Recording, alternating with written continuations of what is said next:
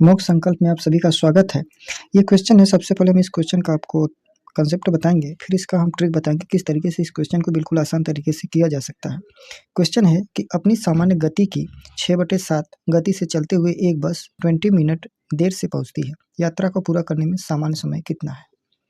ठीक है, तो इसमें देखिए स्पीड दिया हुआ है, तो स्पीड दिया हुआ है, स्पीड का रेशियो, ये स्पीड का रेशियो, स्पीड का रेशियो हम स्पीड लिख दे रहे हैं।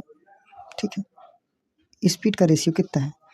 स्पीड का रेशियो इसमें है, जो देखिए 6/7 है, 6/7। इसका मतलब होता है कि पहले जो स्पीड थी वो 7 थी, बाद में स्पीड कितनी हो गई? 6 हो जाए। जो नीचे होता है वो ओरिजिनल होता है, ओरिजिनल, और जो ऊपर होता है वो चेंज स्पीड होता है, वो चेंज होता है। ठीक है, यानी कि पहले स्पीड ओरिजिनल कितनी थी? 7 थी, बाद में स्पीड कम होगा, कितना होगा? 6 हो गया। ये रेशियो हम ले लेते हैं। तो स्पीड का रेशियो अगर दिया है तो हम टाइम का रेशियो निकाल सकते हैं। ठीक है, हम जानते हैं कि फार्मूला होता है स्पीड बराबर डिस्टेंस अपॉन टाइम, क्योंकि कह रहा है कि ये समझिए इस बात को, यात्रा को पूरा करने में सामान्य समय कितना है। ठीक है, यानी जो भी यात्रा हो रहा है वो डिस्टेंस तो सेम है ना, डी यानी कि जो डिस्टेंस है वो सेम है, यानी कि डिस्टेंस क्या है? कांस्टेंट है। समझ पा रहे हैं आप हमारी बात को? डिस्टेंस अगर कांस्टेंट है तो जो इस स्पीड और टाइम इन्वर्सली प्रोपोर्शनल हो जाएगा। समझ पा रहे हैं आप हमारी बात को? इन्वर्सली प्रोपोर्शनल का मतलब ये कि अगर स्पीड का रेशियो जो होगा टाइम का रेशियो उसका ठीक उल्टा होगा, इन्वर्सली प्रोपोर्शनल होगा। स्पीड और टाइम इन्वर्सली प्रोपोर्शनल होगा, क्योंकि डी क्या है? कांस्टेंट है। ठीक है, तो यानी स्पीड का रेशियो अगर 7/6 है तो टाइम का रेशियो हो जाएगा 6 और 7। जाहिर सी बात है, अगर स्पीड 7 से घटकर 6 हो जाएगा तो टाइम जो होता है, स्पीड कम करेंगे तो टाइम तो ज़्यादा लगेगा ना। यानी पहले टाइम 6 यूनिट लग रहा था, तब टाइम 7 यूनिट लग रहा है। यानी कि पहले 6 लग रहा था, अब 7 लग रहा है, तो कितना ज़्यादा लग रहा है? टाइम 1 यूनिट ज़्यादा लग रहा है। सवाल में कह रहा है 1 यूनिट ज़्यादा नहीं लग रहा है, 20 मिनट ज़्यादा लग रहा है। तो 1 यूनिट की वैल्यू कितनी हो जाएगी? 20 मिनट हो जाएगी, 1 यूनिट की वैल्यू। तो कह रहा है तो यात्रा को पूरा करने में सामान्य समय कितना होगा? तो पहले टाइम तो 6 यूनिट लग रहा था ना।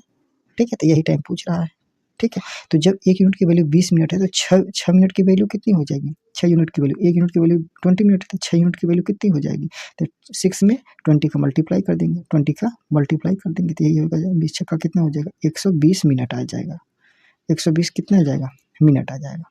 समझ पा रहे हैं? 120 मिनट का मतलब क्या है? 2 घंटा। 120 मिनट का मतलब कितना हो जाएगा? 2 आवर्स। ठीक है, यानी कि इसमें बस यही ट्रिक है कि अगर डिस्टेंस कांस्टेंट है तो स्पीड का रेशियो जो होगा, टाइम का रेशियो उसका ठीक उल्टा होगा। स्पीड का रेशियो का 7 और 6 है। ठीक है, 7 और 6 है तो टाइम का रेशियो इसका ठीक उल्टा हो जाएगा। 7-6 है तो 6-7 हो जाएगा, यानी पहले 6 यूनिट टाइम लग रहा था, अब 7 यूनिट टाइम लग रहा है। समझ पा रहे हैं आप हमारी बात?